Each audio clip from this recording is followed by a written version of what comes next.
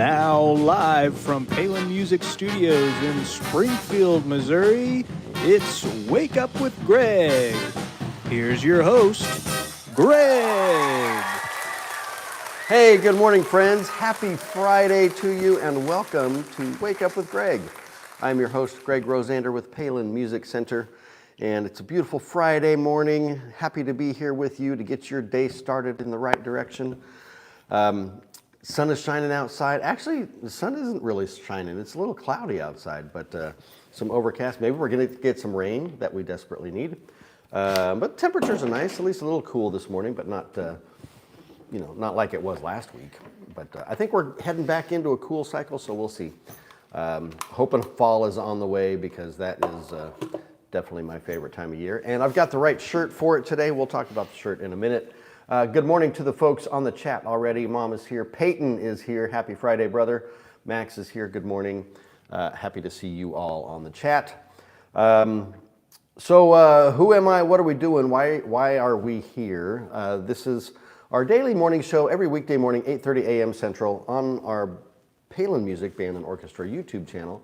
And we are here to share the coolest instruments on the internet for you. Today I've got a trio of tenor saxophones, and I'll be making some noise on them for you, so be prepared for that. Get your earplugs ready if you've got them.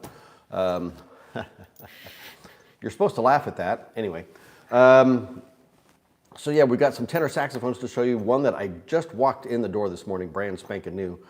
You'll be the first to see it today. And then one really, really special piece. I actually won't be playing that one, and I'll explain why later, but we'll get to that here later in the show. In addition to the cool instruments, and by the way, these are all instruments available to purchase on our website from palinmusic.com, or by giving me a call at 417-882-7006, or by checking out our reverb page at reverb.com. Got some new folks on the chat already this morning. Ciao from Italy, Alfonso. Good morning, great to see you, my friend. Baller Edits, hi, my name is Rizzy. Okay, welcome to the show, Rizzy, happy to see you. So in addition to the music, or excuse me, the instruments, we also share music, sometimes art, sometimes literature, sometimes hobbies, collectibles, vacation, travel, food, you name it, whatever's gonna pop into my crazy little head in the morning. So you never know what you're gonna get, which is kind of like Forrest Gump's box of chocolates, you just never know what you're gonna get. So always great to stay tuned because it's gonna be different every single day. And that's what we love about it. That's why we get to have so much fun with you guys. So I appreciate you folks already being on the chat. Alfonso from Italy. Baller, let me know where you are watching from. We're here in Springfield, Missouri, right in the heart of the U.S. But we've had people from all over the world. We're up to like 27 countries that have checked in so far outside of the U.S., which is just fantastic and so much fun. So happy to see Alfonso from Italy. I don't know where in Italy you are, or if you're close to my friends up in Cornasota, all my Ramponi and Kazani folks up there, but if you are, say hi to them for me. So kind of that's what we do. That's what we're going to do. Here's what you all can do for me. We're moving up in the subscriptions. I like it. We're in the 1520s now. So thank you so much for all of the support for that. Slowly on our way up to 2,000. We'd like to get to 20,000 to 200,000. Let's get 2 million subscribers by the end of the week, can we? Well, today is the end of the week, so probably not, but I believe in you, so you can do it.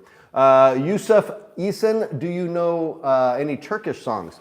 I can honestly say I don't, but that doesn't mean that, I couldn't learn one. Are you from Turkey, Yusuf? I would assume that you are, since you're asking about a Turkish song. William the Ill, greetings, traveler. Thank you for being here, guys. One thing about the chat, by the way, live stream chat is going on, and that's the best way for us to have fun and interact with each other. You can leave your comments, ask your questions. I can give you a shout out and answer those questions for you. I just ask, please be polite and appropriate. This is a family show, and we don't want to, have it filled with any kind of just inappropriate comments or garbage. No political stuff, no religious stuff, any of that. Let's just, oh, it's William the Third. I'm sorry, not William the Ill. I can't read, I apologize. The screen's a little blurry this morning, maybe, I don't know. But at least William the Third, I'm happy you're here. Let me know where you're watching from, my friend. Would really love to know where in the world you all are. So I'll finish this up. Like, comment, subscribe, share, do all of those button pushes that you got to do for us. Hello, Tom Hanks. I'm not Tom Hanks. I don't know that I look like Tom Hanks, but you're not the first person to have said that. So I don't know. Maybe there's some sort of a similarity there. Anyway, all right. So we're going to get this party started and dig into some saxophones. But if I can get my mouth working, let's say good morning to Jordan. Good morning, Jordan. Hey, good morning. How are you, brother? Doing well. Good. You excited for the long Labor Day weekend? Oh, yeah. Woohoo! Extra day off. Gotta love Yes. that. Which means we won't be here Monday morning because it's Labor Day holiday and we'll be vacationing. So, but we will be back Tuesday morning. So just a side note for that. You got big plans? I think I asked you this yesterday. What are you doing this weekend? You're going to? Yeah, I'm pretty busy. First, I'm going to Branson for my sister's volleyball tournament, Right. and then Bentonville, Northwest Arkansas area for my brother is in some kind of race. Some kind of a race? It's like a triathlon, but it's not like as Oh, long okay, as like one. an athletic Yeah, kind of, yeah. Gotcha. So running, swimming, jumping, flying, Yeah. biking, all that good stuff. All the stuff. Specifically flying. All right, so I'm going to be down in Arkansas as well this weekend, just having some fun with some friends. So that's what's going on this weekend. Why don't we dig into some really cool horns this morning? Don't say that thing, by the way. I'm not going to repeat that song there, Yusuf. So let's be polite and appropriate. I appreciate that. All right, so let's dig into some saxophones. I got my fancy gloves on. I think this one I'm going to try to play it with the gloves because, like I said, brand spanking new, fresh out of the box, just came off the truck this morning. I'm going to try and play it and not get it all fingerprinty. But I'll show you the case here first. This is the Yamaha. Oh, God, these cases are huge. Yamaha YTS 62A for amber finish. Big cases, but they still do the backpack straps, all the zippered closures, big pocket on the top for accessories. And so yeah, let's check this one out. This is a brand new finish for this year.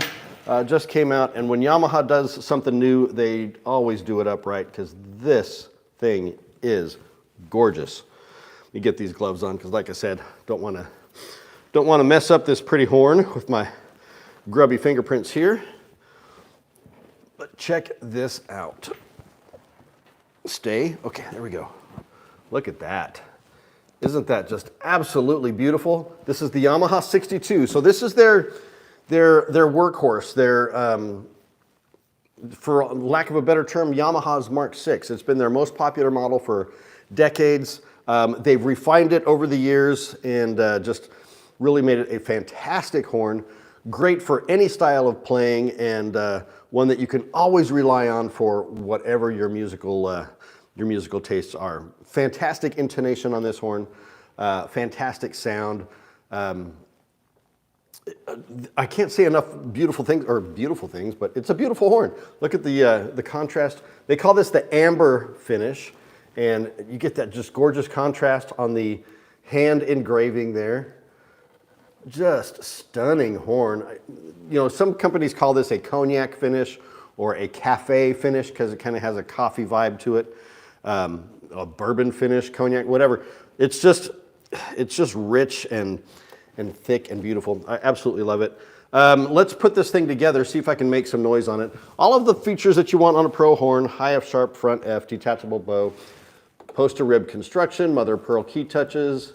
I do believe, though, that this has the plastic resonators as opposed to the metal resonators, which is totally fine. That is not a problem at all. It's just going to be a little less punchy in the sound for that reason. With the metal resonators, you get a bit more resonance. You get a bit more punch out of the sound. So I'm going to have to stand up for this one. Let's see what I can do, get my mouthpiece. I'm using a J&D height mouthpiece again with an H ligature, and this time I'm using a synthetic Leger America's Cut 2.5 tenor sax reed. So this is a tall horn. Let me see if I can do this for you.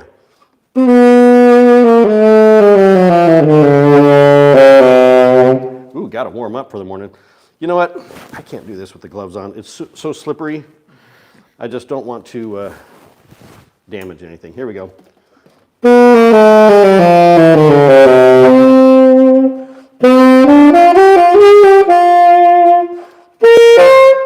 that was me.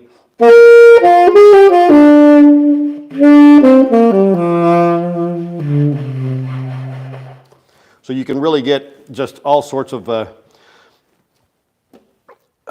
dynamics, highs, lows, loud, soft. This is a really flexible horn. Yamaha is known for their consistency in their sound, and because of that, you can do so much with it. You can brighten it up. You can mellow it out, whatever you like. But I mean, I'm just looking at the picture on the screen. This giant bell right in your face there. Look at that, pretty cool.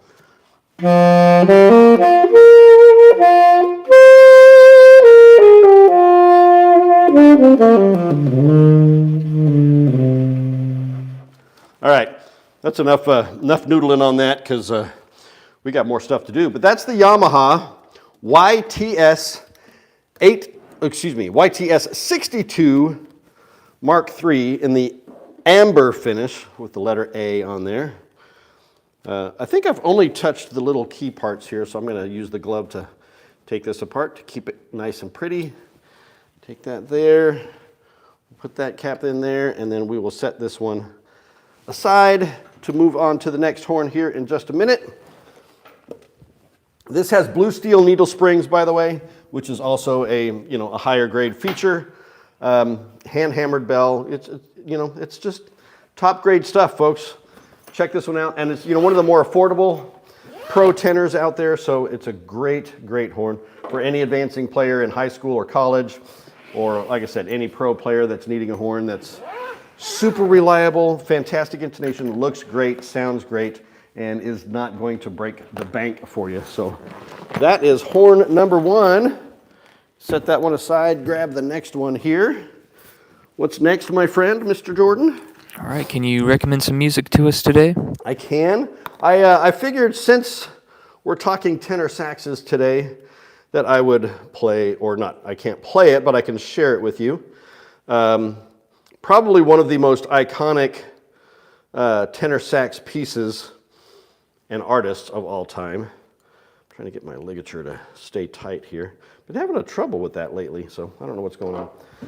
Maybe it's time to try something new. All right, so musically, you have heard of this artist before, and if you haven't, I can't imagine why you have not heard of him. But Stan Getz, one of the greatest tenor sax artists of all time, one of the most recognizable and influential sounds in the saxophone world. And this song may, to some, be cliche. It's like, of course you're going to pick this song if you're playing Stan Getz, because it's the one he's most known for. But for those of you who aren't familiar with him, this is a great introduction to him. So the song is The Girl from Ipanema, with João Gilberto and Astrud Gilberto from Brazil. An amazing piece in and of itself, one of the most popular jazz pieces of all time, really. I want to say it was in the 50s, could have been the 60s. I would have to dig into that a little bit more to tell you for sure. But it is such a fantastic song. It's just one of those songs that whenever you hear it, you can't help but be happy. It gives you beach vibes. It gives you tropical vibes. It gives you just relaxing, it's one of the best things about music is how it makes you feel. So I'm going to add this to the Wake Up with Greg playlist right now. And if you're not familiar with what that is, on Spotify, I've created a playlist for you all that has all of the songs that I have recommended on this show for the past almost 130 episodes. So The Girl from Ipanema, one of the jazz standard classics of all time. Stan Getz, João Gilberto, and Astrud Gilberto. Check this one out. You will absolutely love it. I'd love to know your thoughts, feelings about this song, and check out the whole entire playlist and see what you think, because I would love to hear your thoughts on that as well. So that is my musical selection for the day. Please listen, please enjoy it, and have some fun with it. I got something in my mouth there. All right, a little bit of coffee swig to wash that last horn down and start with the next one. Mm-hmm. Did we do the watch and shirt? Uh-oh. Uh-oh. Forgot. I said I was going to talk about the shirt. Maybe we should do that before this horn. We should do that before this horn. All right, so, sticking with the kind of dreaming of fall, hoping fall will get here. I've got a shirt that's kind of in those fall colors, like some falling leaves. It's all the paisleys that I just absolutely love. Daniel Cremieux, one of my favorite designers, which if you've watched this show at all, my love for Daniel Cremieux. I can get a little bit closer to the screen there. You can see the patterns. You got the kind of burnt orange and the tans and the blues and the green all throughout it. It just looks like falling leaves, and I just love it. So, whoa, see this chair, it's gonna kill me. It's gonna kill me for sure. And then, so that's the shirt, and then the watch. I've been wearing this one a lot lately because I absolutely love it. One, because it's my newest watch, but two, because it was a very special gift from the crew here for my 100th episode. This is my Seiko, my green face Seiko 503. It's just pretty, isn't that pretty? I absolutely love it. All right. So all you watch fans out there, this is a quartz watch. It is, let's see, what does that say there? 10 bars, that's like how far you can go underwater with it, something like that. So water resistant for sure, but man, it's just cool, love it. All right, enough about the shirt and watch. Let's dig into saxophone number 2. This one is a beast, folks. And I've talked about this on the show before. You've seen these cases before. This is the Selmer Reference 54. The model number is actually the 74S. I'm not sure why the S is there because it really doesn't have anything to do with it. But the 74 is the Reference 54.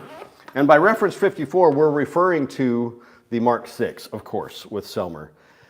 So this is a modern interpretation of the Mark VI, trying to capture basically the same bore structure, the same tone hole layout, the same key mechanism layout, the ergonomics of the horn.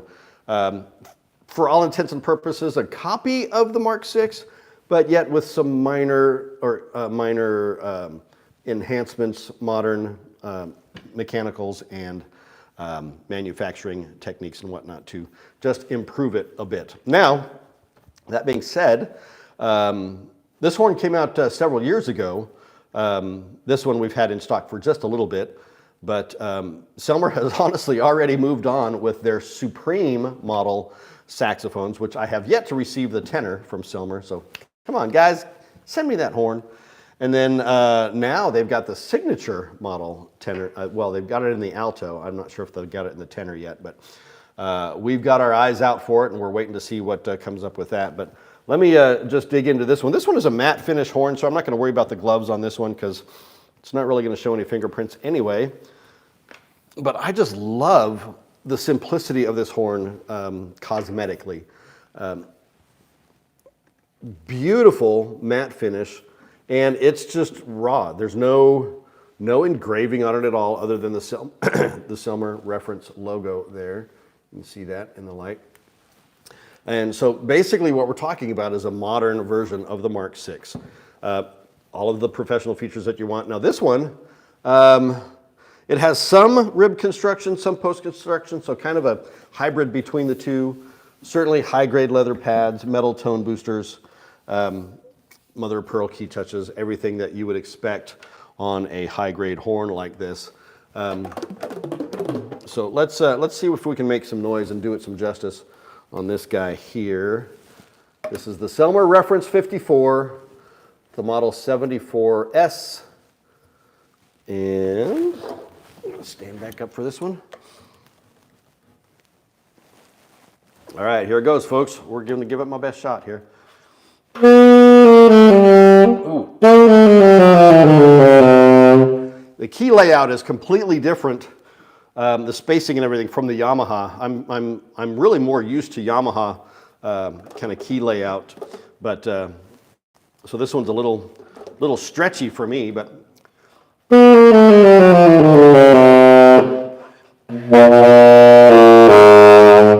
really rich down on the bottom end there.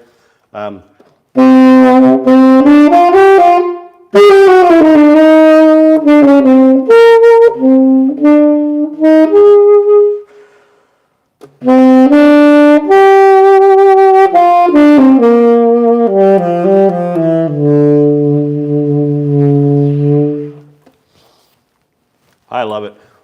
Guys, I'm not the flourishy player that you would probably expect. I'm not a professional player by any stretch of the imagination, but I can make some noise on it, and so you can kind of get the feel for it. But I hope that's okay, that I'm not like the greatest player in the world, but I can have fun with it anyway, and tell you about the sound and the feel and all of that. Been doing this for years and years and years. So that is the Selmer Reference 54, the model 74S. Check this out on the website, palinmusic.com, or give us a call at 417-882-7006, or check us out at reverb.com for some super deals. Mention the show and we'll give you an extra added bonus discount to help you out with your purchase. This one's got all the fine adjustments throughout, by the way. I was just noticing a few extra adjustments I've not seen before on the back of this horn. You can see those little screw adjustments there, kind of on your side palm keys, kind of cool. All right, so check this one out. Take it home with you today. I would love for that to happen. Pull this back apart and put her away, and we'll then get the last one out here for you. So Jordan, what's next, my friend? Next is something cool. Can you show us something cool? Something cool. I can, yeah. We still got the chat going on, folks. If anybody's still out there, I'd love to know what you're thinking, what you're feeling. Got any questions for me about the saxophones or the shirt or the anything really? Let's just chat. This is a lot more fun when we can interact. So, would love to have you chime in. Let me set this one. Oh, I forgot to put the neck in back there. Let me put that one in there as well. Can't do anything without the saxophone neck. All right, where does that go? There we go. All right. Now we got it. All right, we're good. I love these cases, by the way. Probably my second favorite case after the Ramponi and Kazane cases, but very similar in design with the zippered closer and the contour and the kind of leather feel to it. So, all right, let me set this one down, grab the last one. The cases are getting bigger and bigger. Okay, whew, doggies. All right. What was next, Jordan? Something cool? Is that what you said? All right.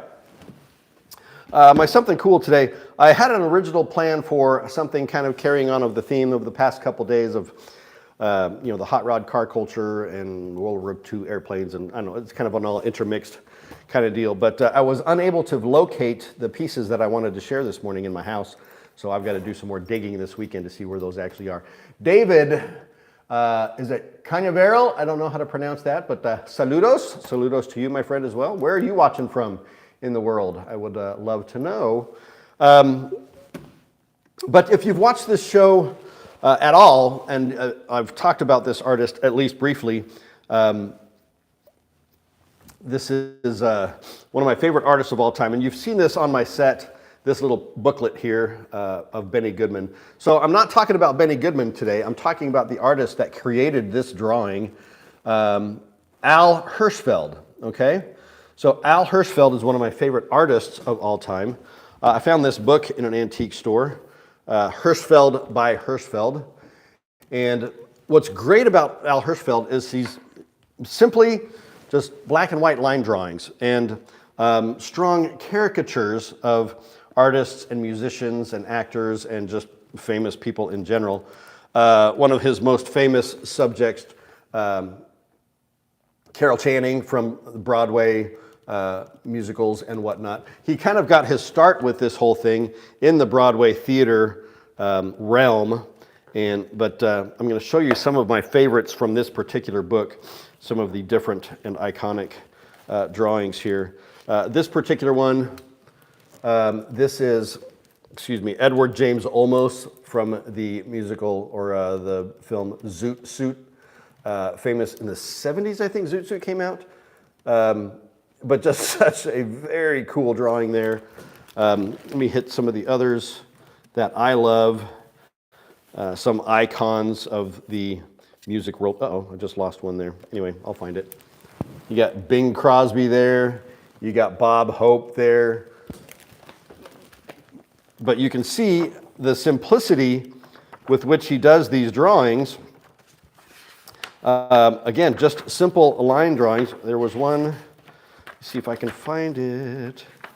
Several musicians in here, several Broadway artists that I'm not necessarily as familiar with, but you might be, maybe not. Where did it go? I don't want to just spend my time flipping through pages here, but we'll find it.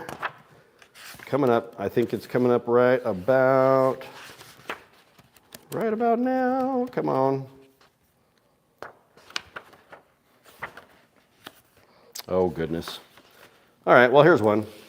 George and Ira Gershwin, the legendary Gershwin brothers, wrote some of the greatest, most well-known songs in American history, both for theater and for film. Isaac Stern, Arthur Rubinstein, Vladimir Horowitz. Let's find another one here that, oh, here we go. This is the one I wanted to show you. Duke Ellington, right? So definitely caricatures. I mean, you see his fingers just flying all over the piano there. He's got like a dozen more fingers than he would normally have. Arthur Fiedler, the legendary conductor of the Boston Pops.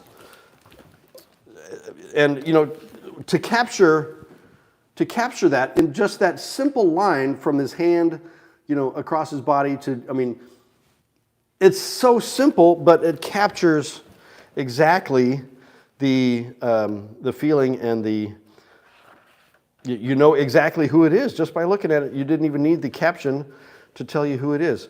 A couple others here I wanted to share with you. This one, a couple famous ones here. On the right we have George Burns and the Bee Gees from the movie Sgt. Pepper's Lonely Hearts Club Band. A story about the Beatles album, but not really approved by the Beatles. But you got George Burns, then you got the Bee Gees there. And then on this side, you have Aerosmith, which we've talked about them recently with the unfortunate Steven Tyler, you know, basically rupturing his larynx and so no longer able to sing. So they've kind of officially retired as a band there. But this drawing is on one of their album covers. I can't remember the name of the album, but definitely a famous drawing there. And then finally, just a couple others, kind of conglomerations of different musicians. On this side, we have Diana Ross, and then we have Crosby, Stills, and Nash, which is so much fun. And then on this side, we have Elton John, Barry Manilow, Frank Sinatra, and Dolly Parton. 4 artists that you would probably never see together on stage, but there they are in kind of a little assemblage. So again, one of my favorite artists of all time, really popular in the music and theater world, so that whole ties in with the whole, you know, performance arts, so to speak. Check it out. Look up Al Hirschfeld and find the pieces. One of his most famous pieces. Desde Medellin, Colombia. David, thank you for being here from Colombia. I think that's a new one to add to our list of countries, so that's fantastic. Unless that's Columbia, Missouri, in which case that's a little bit different. But the country of Colombia is extremely cool. All right, so there you go. Al Hirschfeld, Hirschfeld by Hirschfeld. Check it out. That's my cool thing for the day. Got all my little scraps of paper, my bookmarkers there. All right, what's left, my friend? We got one last horn here. Yes, one last horn. All right, so I've got one more tenor sax here, and this one I'm not going to play for you, and I'll tell you why. This horn is actually it's a little over 30 years old, but it is brand new 30 years old, so new old stock in a sense. And let me tell you why. First of all, I'll show you the case, old school case. You got the Selmer logo on there. This is a Selmer Paris tenor saxophone, Series 2. So the Super Action 80 Series 2. I am putting my gloves on for this one for sure, because we don't want to do anything to get this one messed up. This is one of 2 of these models in existence in the world. One is at the, I think it's either at the Rock and Roll Hall of Fame or it's at the Presidential Library of former President Bill Clinton. Now, why would there be a saxophone in the Bill Clinton Library or Rock and Roll Hall of Fame? Because Bill Clinton was a saxophone player. played in college and maybe beyond a little bit. I mean, he certainly wasn't a professional player by any stretch, but he made a famous appearance on the Arsenio Hall show back in the early 90s when he was campaigning for his presidency. And, he's up there with the shades on, and he was like the cool president candidate there. And he played the saxophone, and it was a whole lot of fun. And then, of course, the saxophone community and manufacturers around the world decided, wow, this is an opportunity to take advantage of that. So the company that I worked for, the LA Sax Company, back during that time, we released a presidential model saxophone, which was red, white, and blue. It had the stars and the stripes and the whole deal. We made, I think there was 100 of them, limited edition. And our company president got to present one of them to President Clinton in the Oval Office, which was really cool. But the Selmer Paris Company, by way of the United Musical Instruments, which is now Conn-Selmer, produced two versions of this saxophone. This is the Selmer, like I said, the Super Action 80 Series 2. But what identifies it as something special is that Bill Clinton engraving right there on the bell, okay? So this is a collector's item of collector's items. It's never been played, which is why I'm not going to play it now. It is as pristine as it was when we first received it. So the story goes, there were two of these made, one presented to President Clinton, and then the second one was made available to Conn-Selmer dealers or UMI dealers at the time. And our founding father, Dan Palin Sr., was the lucky one able to acquire it. He was able to purchase it. It was on display at the NAMM show that year. For those of you who don't know what the NAMM show is, it's the music industry trade show, National Association of Music Merchants. Usually takes place in the winter out in Anaheim, California, right next to Disneyland. And then they've done summer shows in the past. I don't know if the summer show is still going, usually in Nashville or somewhere around there. But so anyway, long story short, we were able to acquire this one. It's been in the vault of our company ever since. We had it on display years ago. So we've got this horn, and it's actually, if you are interested in purchasing this horn, which it's an extremely rare piece, give me a call, 417-882-7006. I don't have it listed on the website for a number of reasons, but if you think this is a piece that you might be interested in as a collector or even as a player, I mean, I'm sure it's a great playing horn. But and especially if you're a fan of Bill Clinton, whatever your politics may be, and we don't get into the politics on here, but what we do know is that Bill Clinton was a president of the United States, and a famous one at that. Served 2 terms, and was a saxophone player. So I think that's all just pretty cool, right? So this is the Selmer Super Action 80 Series 2, new old stock 30-year-old horn with Bill Clinton's name on it, an icon of collectability. The only other one in existence was presented to the president himself, so you can have, in a sense, a one-of-a-kind horn. So there it is. So cool. Call me, 417-882-7006, if you are at all interested or have more questions about this horn. Or you can email me at Greg R, that's Gregr, at palinmusic.com. So, yeah, there you go. That is, we got to get these latches out of the way to be able to close this case. There we go. Got it, and got it. All right. That's cool saxophone. Number 3. So what's left, Mr. Jordan? Can you share some wisdom with us? I can share some wisdom with you. This is a quote I found from a gentleman by the name of Joseph Addison. He's an English essayist, poet, playwright, and politician.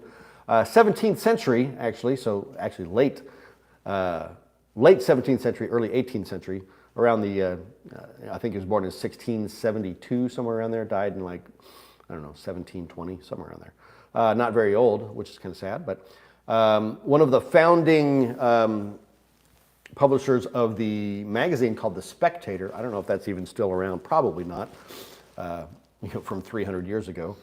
But Yeah, a very popular essayist, poet, playwright, and politician. This is what he said about music. Music, the greatest good that mortals know, and all of heaven we have here below. I like it. Music, the greatest good that mortals know, and all of heaven we have here below. Now, I thought this was interesting because the word here in this quote is spelled H-E-A-R. Like, you can hear it kind of deal, as opposed to being here, H-E-R-E, which would be a location. So, I don't know if there's something to that or not, if it's just a typo or if it's intended to be H-E-A-R. All of heaven we have here below. Yeah.